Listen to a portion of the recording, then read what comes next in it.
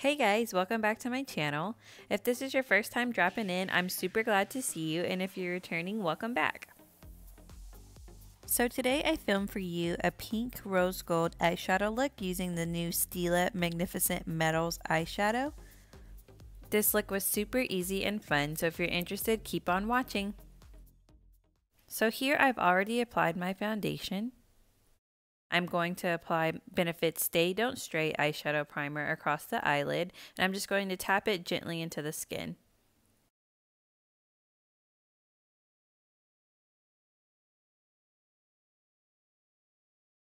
Using a fluffy brush by Morphe, I'm going to apply an eyeshadow that is similar to my skin tone to further set the primer and to make sure that it's not sticky or tacky.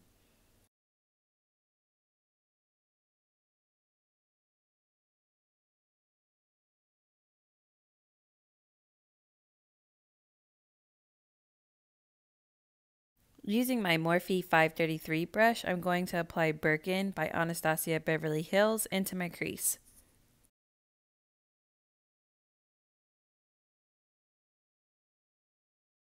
I really like using this brush when applying pigment to my crease because I don't really have a crease. I have a slightly hooded eye and I have to kind of make my own crease, and this brush really does the work for me.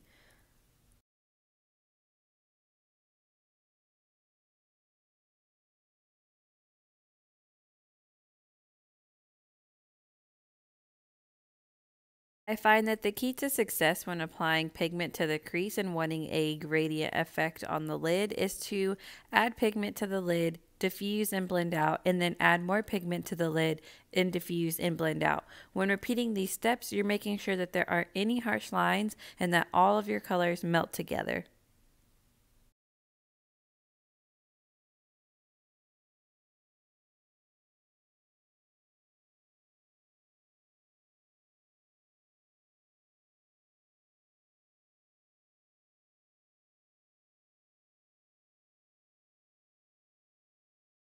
Now taking the shade Sienna by Anastasia Beverly Hills, I'm going to take my Morphe E22 brush, which is a bit more defined of a blending brush, and place that right into the crease right below where we've already placed the previous color. In doing that, you'll see that the previous shade will peek through just a bit, but you'll further build and define that crease.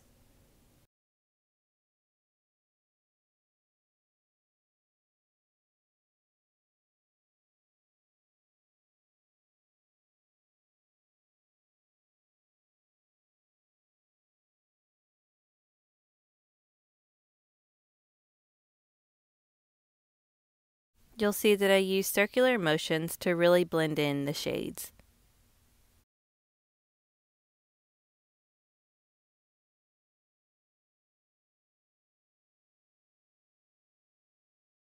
Using my Morphe 321 brush, I'm going to pick up the same shade of color that we've already used and further build in that crease, just intensifying the pigment.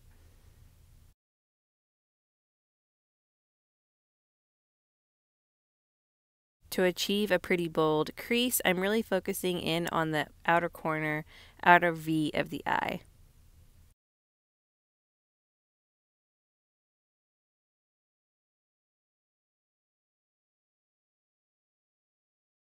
With my go-to Morphe 533, I'm just going to blend out all of those lines to really melt the colors together.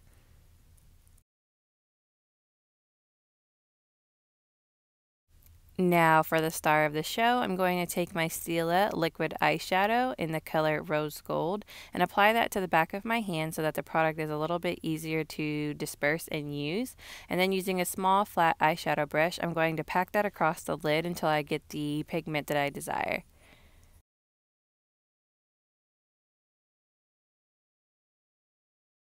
So I did struggle with the first eye. The product does dry really quickly. When I applied it to my hand, I didn't realize that it was going to dry as fast. And I also had a fan going in the background. I don't know if you guys have noticed that throughout the video, but my backdrop has been going in the wind.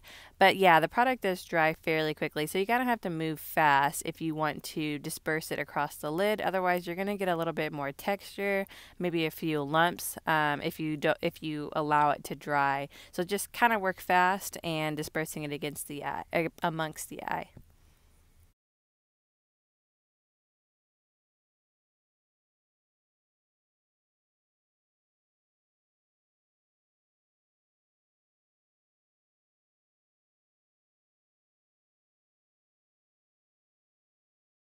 With the shade Sateen by Anastasia Beverly Hills, I'm going to pop this shade into my inner corners to brighten up the eye.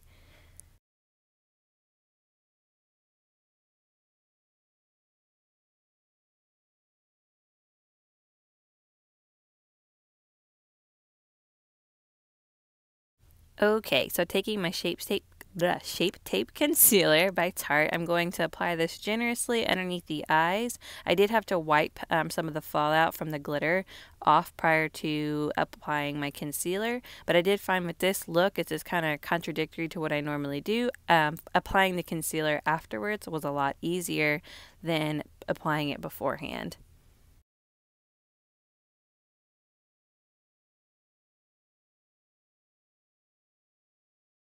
So like usual, I'm using a damp beauty blender and patting the concealer out amongst my under eyes. And I have noticed recently, if I let the product dry just a little bit more before pouncing it out, the coverage is a lot thicker than what you would normally get. Even though this is a high coverage concealer, it did make a huge difference for me to let the product dry in comparison to just pouncing out the product immediately. So I would recommend that if you want a fuller coverage concealer, let it dry just a bit and then go in with your beauty blender.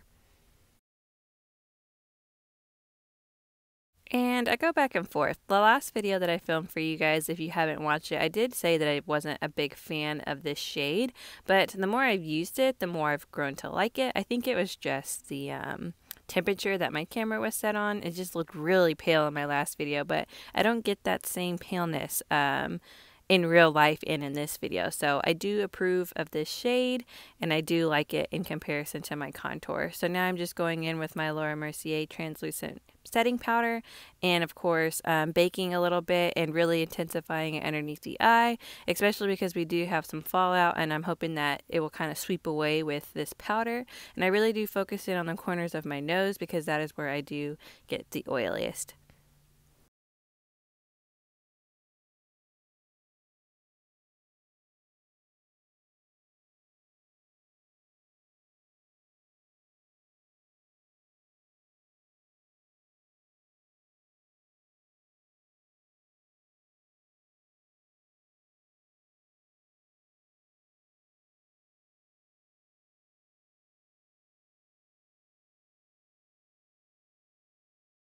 So now with the medium to tan contour kit by Anastasia Beverly Hills, I'm going to take this top right shade and apply it to the hollows of my cheeks, the tops of my foreheads, my jawline just a bit, and the sides of my nose.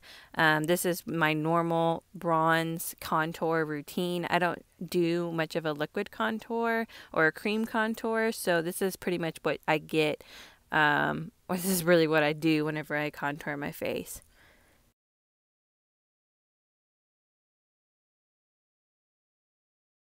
You'll see that my camera cut off and now I have a warmer hue to my video, which I actually do prefer because this is more of what I look like in real life in comparison to the previous shot. I'm not quite sure why my camera does this. It's something I'm still trying to figure out. But yeah, ignore my singing. But yeah, this is more so the color that I really am and the pigmentation that you get with this shade. So now I'm just going to take a big fluffy brush and sweep off any excess powder that we may have from the translucent setting powder. And I'm going to take a smaller, more defined brush and really sweep and get into those smaller crevices so that I can sweep off the powder so I don't look cakey.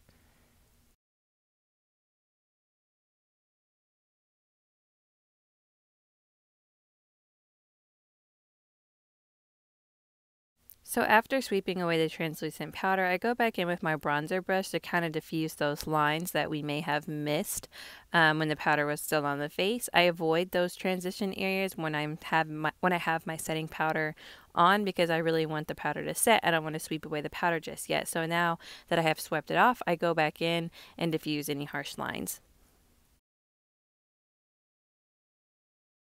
So this is a little abnormal for me. I don't usually go in with the smaller defined brush and kind of contour the nose, but I decided with this video, hey, why not? I haven't really liked the way that my bronzer has been coming out lately with me just kind of sweeping it across the sides of my nose. I just find it kind of just bronzes my entire nose.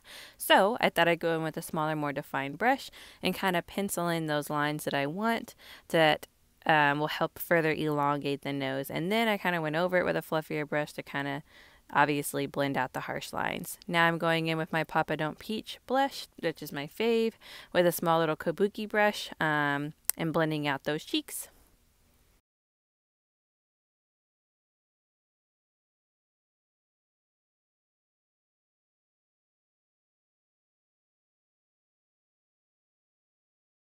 Okay, so for the lower lash line, I'm going to go in with the same colors that we used on the upper lid, and I'm going to start from lightest to darkest, and I'm going to start with a fluffier brush and then move to a more defined brush. So here I have a fluffier bullet brush, and I'm using the lightest shade and kind of sweeping across the entire lower lash line.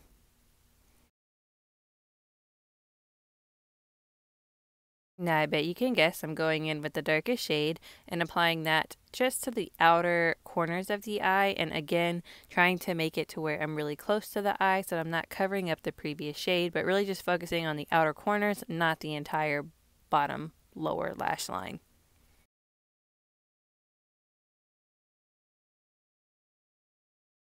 Now, before I forget, I'm using the same shade that we used in the inner corner and applying that to my brow bone to really enhance the shape of my brows and really close and complete the eye look.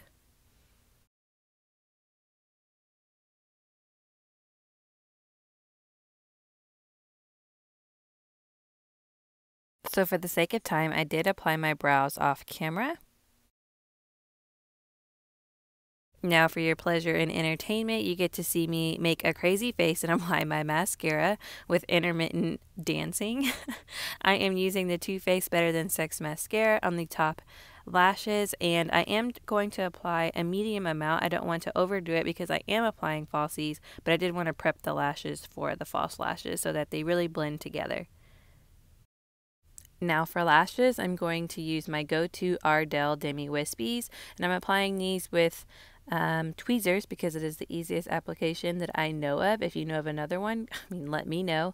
But I did use the Duo Lash Glue, and I did let the glue get tacky before applying the lashes to the eye. Rule of thumb, let the glue get tacky. Do not try to apply the lashes with wet glue. It's a fail. It just won't work.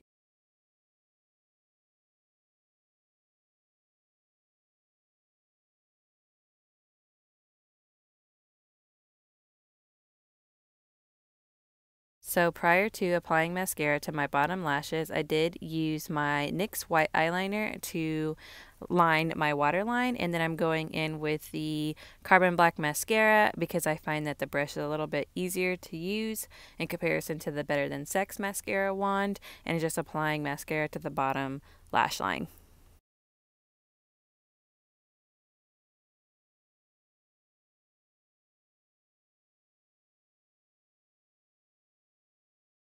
Now for every girl's favorite part, I'm using my Anastasia Beverly Hills Glow Kit, which is amazing.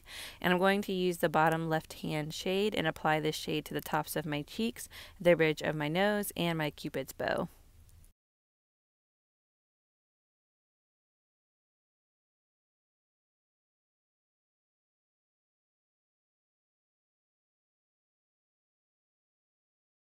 So it is so crazy to me how much I love this shade. Like, I really thought that I liked the highlighter that came with the Too Faced Sweet Peach kit, but I'm kind of torn. I don't know. They both of them have different looks to them. This one's a little bit more frosty. The other one's a little bit more golden. So I do appreciate both of them. But for this look, I mean, I lived for this highlight. I lived for this highlight. And let me just tell you.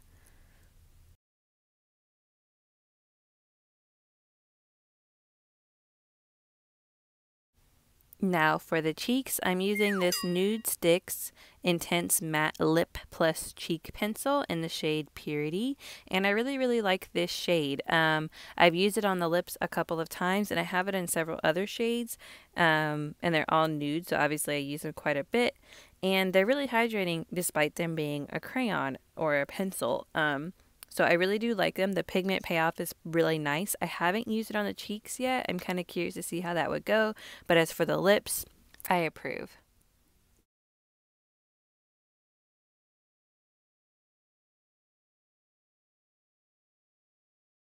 So because this look was a little bit more glowy, I did decide to go on top of the matte lip with the Barris lip color by Estee Edit in the color 05 in the bluff. And this is more of a cream shade. And so I just kind of built the color up a bit and I added a little bit of sheen.